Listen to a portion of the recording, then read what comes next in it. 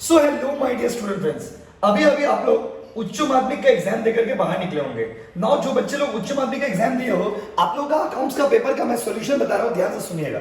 भाइयों बहनों, मेरे स्क्रीन पर आपको क्वेश्चन पेपर दिख रहा होगा। पहला क्वेश्चन है the balance of partners current account is. बहुत ही इजी क्वेश्चन है, मे बी डेबिट और क्रेडिट। आंसर होगा मे बी डेबिट और क्रेडिट। क्लियर है? चलिए next question, question number 2। Interest on capital of partnership firm. Partnership firm के लिए interest on capital क्या होता है? तो भाइयों और बहनों, पार्टनरशिप फर्म के लिए इंटरेस्ट ऑन कैपिटल जो है ना, वो एक खर्चा होता है। आंसर होगा एक्सपेंस। ठीक है बाबू, चलिए तीसरा क्वेश्चन है which of the following is not entered in PL appro. PL appro में क्या रिकॉर्ड नहीं होता है? इसका राइट आंसर होगा माय डियर स्टूडेंट, कमेंट करके जरूर बताइएगा आपका कितना सही हुआ कितना गलत हुआ। सारे ट्यूशन ग्रुप में और स्कूल ग्रुप में शेयर कर देना वीडियो को। तो इसमें से कौन सा पीएल एप्रो से रिलेटेड नहीं है? आंसर होगा rent paid to partner. Partner को जो रेंट देते हैं वो इसमें नहीं आता है, क्योंकि पीएल एप्रो हम लोग बनाते हैं पार्टनर से रिलेटेड प्रॉफिट एंड लॉस को, पार्टनर से रिलेटेड इनकम और एक्सपेंस को शो करने के लिए। क्लियर? उसके बाद वो अगला क्वेश्चन बोला है the capitals are maintained under fix method. बोला है अगर हम लोग कैपिटल को मेंटेन करते हैं फिक्स मेथड से, the capital of partners are maintained under fix method, which share of profit will be credited. अगर आप फिक्स मेथड से मेंटेन करते हो तो सारा प्रॉफिट कहां जाएगा बाबू? करंट अकाउंट में। आंसर क्या होगा बोलिए? बोलिए ना, करंट अकाउंट होगा। चलिए बहुत बढ़िया आंसर दे रहे भाई। अभी आई होप आपका सही होगा यहां तक के सारे आंसर्स। अगला क्वेश्चन है at the time of retirement, अगर पार्टनर रिटायर हो जाएगा, भाई इससे इजी क्वेश्चन पेपर क्या आएगा? At the time of retirement of partner, undistributed profits is distributed among all the partners. अगर मान लीजिए बंदा रिटायर हो रहा है और अनडिस्ट्रीब्यूटेड प्रॉफिट है तो उसको कैसे बांटोगे? ओल्ड प्रॉफिट शेयरिंग रेशियो में। कौन सा रेशियो बाबू? Old profit sharing ratio. नीचे आइए ना सर। सर अभी तक तो आप चिल्ला के बोल रहे थे, अब ये वाला करके दिखाइए। कौन सा बड़ा बात है बाबू? देखो करके दिखाते हैं कैसे बनेगा, ध्यान से देखना। ए, आर और बी तीनों पार्टनर हैं, तीनों का प्रॉफिट एंड लॉस दिया हुआ है। ए को बोला ए को गारंटीड प्रॉफिट मिलेगा, बट क्वेश्चन में नेट प्रॉफिट दिया हुआ है 1,32,000। आपको आर का हिस्सा पूछा है, तो आर का हिस्सा कितना होगा? सुमित साहब निकालिए कितना आएगा? 1,32,000 इंटू आर का शेयर है 4/11। करिए कितना आएगा सुमित? 1,32,000 इंटू 4/11। जल्दी करके बताइए। आंसर होगा 48,000। करके देख लीजिए। 1,32,000 इंटू 4/11 करो, कैलकुलेटर में करो कितना आ रहा। करो ना यार, करो जल्दी करो यार। चलो 48,000 करके देख लीजिए, जल्दी करिए। हो गया बाबू? चलो अगला क्वेश्चन करते हैं। आई होप आपके डाउट्स क्लियर हो रहे हैं। 48,000। चलिए मेरा अकाउंटेंट बोल दिया कि 48,000 होगा। अब भाई एवरेज प्रॉफिट है 60,000। एवरेज प्रॉफिट कितना बाबू बताइए? 60,000 है एवरेज प्रॉफिट। कितना बाबू बताइए? 60,000। एवरेज प्रॉफिट है 60,000। नॉर्मल रेट ऑफ रिटर्न है 12%। Capital employed 4,40,000। तो गुडविल का वैल्यू कैपिटलाइजेशन मेथड में कितना होगा? तो एवरेज प्रॉफिट है 60,000। 60,000 बाई 12% करिए सुमित भाई, जल्दी करिए। 60,000 बाई 12% करिए, कितना आ रहा? 60,000 बाई 12, हाँ 5 लाख आ रहा। कितना आ रहा बाबू? 5 लाख। और उसमें से कैपिटल एम्प्लॉयड दिया हुआ है 4,40,000। तो आंसर आएगा कितना बताइए? 60 है। मैं तो प्रूफ के साथ आपको आंसर दे रहा हूं, फिर डाउट का कोई बात ही नहीं है। फिर भी अगर कोई डाउट है तो हमसे पूछ लीजिए पर्सनली। क्लियर है गाइस? चलिए नीचे आते हैं। वीडियो को शेयर करिए, चैनल को सब्सक्राइब करिए, और सारी इस तरह से सारे पेपर के सॉल्यूशंस आपको मिल जाएंगे यहाँ पर इस चैनल पर। अब नेक्स्ट आइए। ए, बी और C are the partner sharing profit and loss in the ratio 3:2:1। A retire हो गया और उसका शेयर बी और सी ले लिया इक्वली। तो रिटायर कौन हो रहा है? ए का शेयर कितना था? 1/6। ए का शेयर कितना था? 1/6। उसका हाफ इक्वली ले लिया कौन? बी और जो बी और सी था। ए रिटायर्स, कौन रिटायर हो गया वो बताइए? ए रिटायर हो गया। तो ए जो रिटायर हुआ है उसका शेयर ले लिया। कौन ले लिया बताइए? बी और सी। ए रिटायर्स और ए का शेयर को कौन ले लिया बाबू? बी और सी। तो ए का शेयर था 3/6। उसका हाफ इक्वली मतलब क्या हो गया? हाफ 3/12। 3/12 बी ले लिया, 3/2 कौन ले लिया? 12 कौन ले लिया? सी। अब देखो बी का और सी का ओल्ड रेशियो कितना था बताइए? 2/6 था ना जी, प्लस 3/12। इसका ओल्ड रेशियो था 1/6 प्लस 3/12। 6 और 12 का एलसीएम लीजिए 12। 6 दो कितना रहेगा?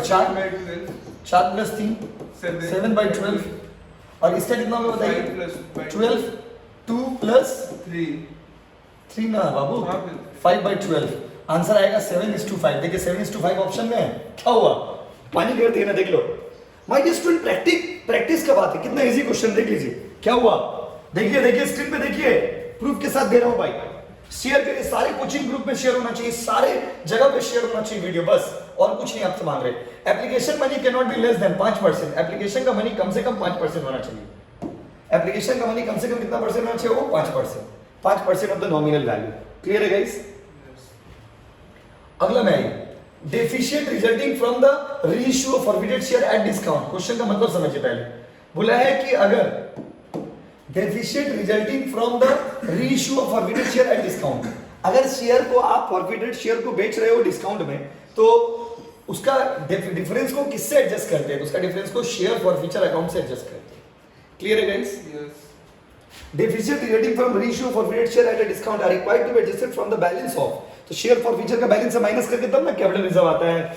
Next, discount on issue of share क्या है? Discount on issue of share my dear student क्या है? Discount on issue of share is, देखिए क्वेश्चन में क्या बोला है, camera man ji, discount on issue of share in a market is, कौन सा लॉस?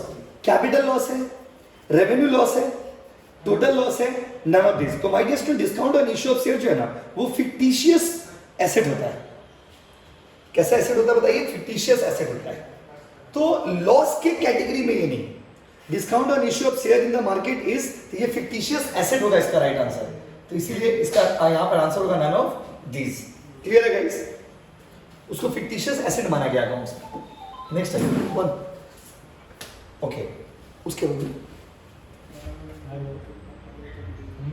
पेट्रोल, पेट्रोल डालते हैं, पेट्रोल लगा रही है।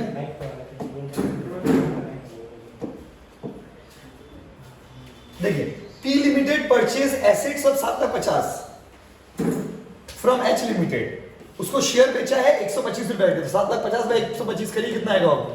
7,50,000 बाई 125 करिए कितना आएगा? 7,50,000 बाई 125 करिए कितना आएगा? करिए। ओहो नोची बॉय, 6,000 सर, करने का क्या है? नेक्स्ट आइए अगला क्वेश्चन में, fully paid share of 10 lakh, 10 lakh रुपए का शेयर है। कितना लाख रुपए का शेयर है बताइए? 10 लाख रुपया का शेयर है, उसको हम लोग बिजनेस खरीदे 12 लाख का, 12 लाख का बिजनेस था, 10 लाख रुपया पेमेंट किए, तो बाकी जो 2 लाख रुपया होगा मेरे लिए प्रॉफिट हो गया, वो कहां ट्रांसफर होगा? कैपिटल रिजर्व में। कमेंट करके जरूर बताना आपने कितना सही किया और कितना गलत किया। अगला आइए, एज पर companies act company can not issue, company क्या नहीं बेच सकता? तो कंपनी इरिडीमेबल प्रेफरेंस शेयर नहीं बेच सकता। क्या नहीं बेच सकता बाबू? इरिडीमेबल प्रेफरेंस शेयर कंपनी नहीं बेच सकती है। ठीक है बाबू, नेक्स्ट आइए, nominal value of share is 20, nominal value share का दाम था 20 रुपया। कितना दाम था जी? 20 रुपया। हेलो, कितना दाम था बोलो? 20। 16 रुपया कॉल्ड अप हुआ, 12 रुपया पेड अप हुआ, तो बोला शेयर कैपिटल अकाउंट में डेबिट कितना करेंगे? बाबा जितना कॉल्ड अप होता है उतना डेबिट करते हैं, आंसर होगा 16 रुपया। क्या हुआ? कैसे लगा? नेक्स्ट अगला क्वेश्चन भाई, एक्स लिमिटेड इशू किया 1000 शेयर 10 रुपया करके 20% प्रीमियम में, वैल्यू कितना आएगा? 1,20,000। करिए बाबू, 10,000 इंटू 12 रुपया, 10,000 इंटू 12 रुपया करो, कितना आएगा? करो 1,20,000। कोई दिक्कत? नेक्स्ट देखो, the time gap between 2 call, ये नया क्वेश्चन था आप लोग के लिए। 2 कॉल के बीच में टाइम गैप कितना होना चाहिए? नॉर्मली कम से कम 30 दिन का गैप होना चाहिए, इसलिए 30 days. Discount on issue of debenture account is, discount on issue of debenture account is, discount on issue of debenture क्या है? Discount on issue of debenture fictitious asset. अच्छा एक मिनट, एक मिस्टेक हो गया, उसको ठीक कर लीजिएगा।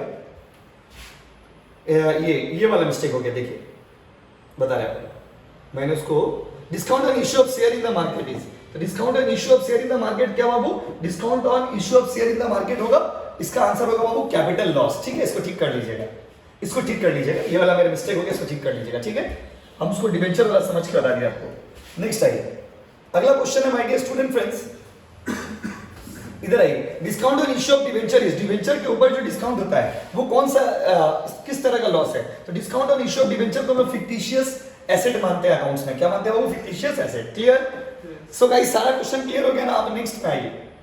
हेलो बच्चों, अगला क्वेश्चन है क्वेश्चन नंबर 19। कमेंट करके बताना कितना सही है कितना गलत है। हेलो जरूर बताइएगा कमेंट करके। कैश सेल है 50, क्रेडिट सेल है 4,50,000, टोटल सेल कितना हो गया? 5 lakh. Cost of goods sold 4,40,000, तो प्रॉफिट कितना होगा? 5 लाख में से 4,40,000 माइनस 60,000, तो प्रॉफिट कितना होगा? 60,000। आपको बोला जीपी रेशियो निकालना है, तो 60,000 डिवाइडेड बाय सेल से 5 लाख, करिए कितना आ रहा है?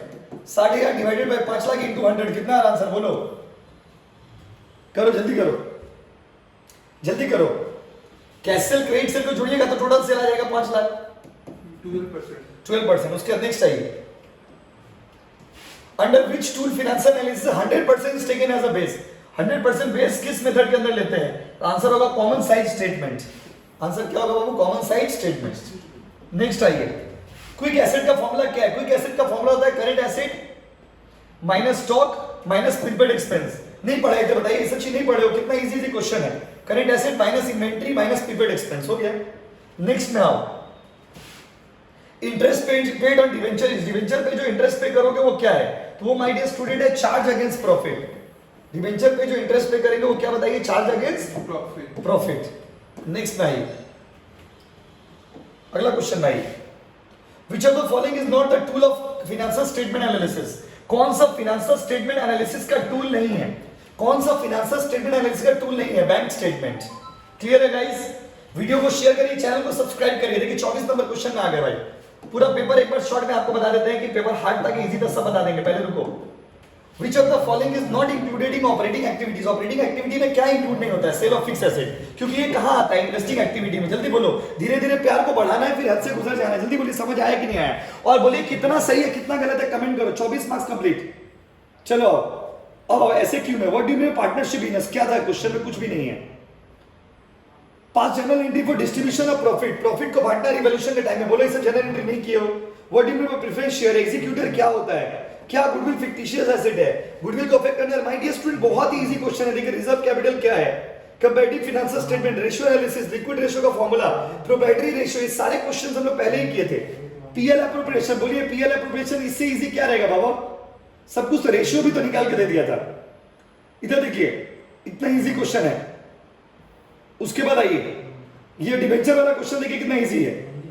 बोलिए सब क्वेश्चन क्लास में किया हुआ माय डियर स्टूडेंट। डिबेंचर का क्वेश्चन भी क्लास में किया हुआ था। सिर्फ ये क्वेश्चन आप लोग के साथ नया दिया है। ये क्वेश्चन आप लोग के साथ नया दिया माय डियर स्टूडेंट। आप लोग के लेवल से थोड़ा सा हट के दिया। हट के कुछ नहीं है, बस आपको पार्टनर का एडमिशन हुआ है, आप उसका गुडविल का एंट्री करना है। ठीक है, लास्ट 2 ईयर के बेसिस पे, बात समझे ना? तो ये आप लोग के लिए लेवल के हिसाब से थोड़ा सा, ये क्वेश्चन मैं मानता हूं पर्सनली कि क्वेश्चन थोड़ा स्टैंडर्ड हो गया आप लोग के लेवल के हिसाब से। ये क्वेश्चन जो है स्टैंडर्ड हो गया, ये मैं एक्सेप्ट करता हूं, इसमें कोई दो राय नहीं। ये क्वेश्चन भी इजी है। देखिए अगला क्वेश्चन आइए, देखिए कितना स्ट्रेट क्वेश्चन है। अब एक दो क्वेश्चन तो क्या बोलता है उसको, कंट्रोवर्सी। रिटायरमेंट कितना इजी है। देखिए रेशियो सबसे इजी, देखिए ना रेशियो कितना इजी है। पूरा पेपर में एक क्वेश्चन एडमिशन वाला आप लोग के साथ खेला कर दिया, बात समझे? और देखिए, और जनरली आप लोग के लेवल में प्रोराटा नहीं देना चाहिए था, आप लोग के लेवल में प्रोराटा दे दिया। बाकी अगर आप पूरा पेपर को ओवरऑल देखोगे माय डियर स्टूडेंट, तो पेपर बहुत इजी था। बाकी सारे क्वेश्चंस बहुत इजी थे। अब एक देखो, अब बोर्ड का एग्जाम दे रहे हो तो एक दो क्वेश्चन में तो खेला करेगा ही।